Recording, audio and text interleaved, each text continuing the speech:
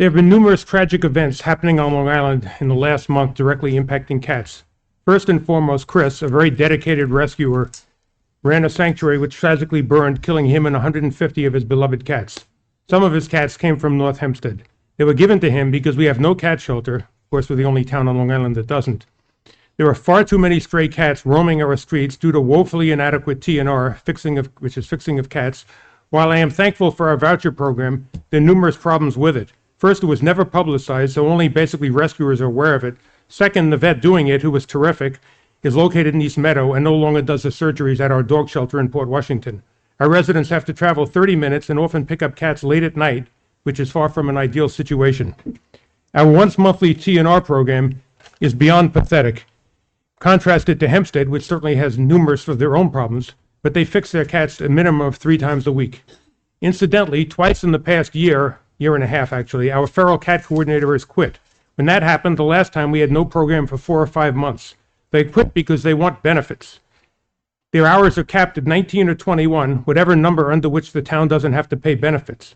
A radical thought for you, why not give them benefits? I don't think this will deplete our $30 million plus capital fund too drastically.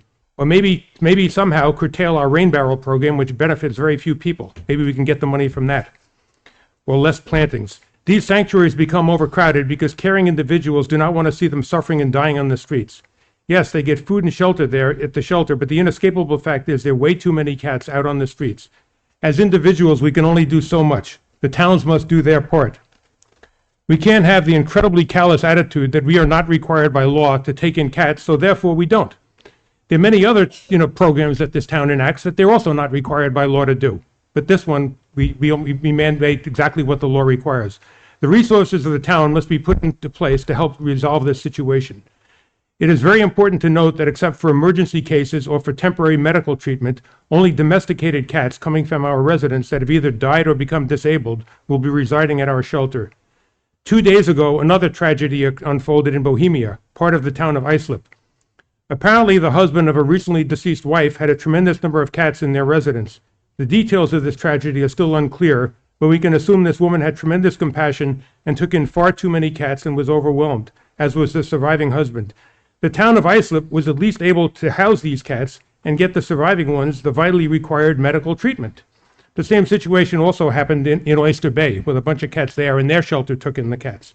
If this situation occurs in our town, we can offer no help, but rather shrug our shoulders and say, not in our town. The attitude is not required by law is cruel and short-sighted.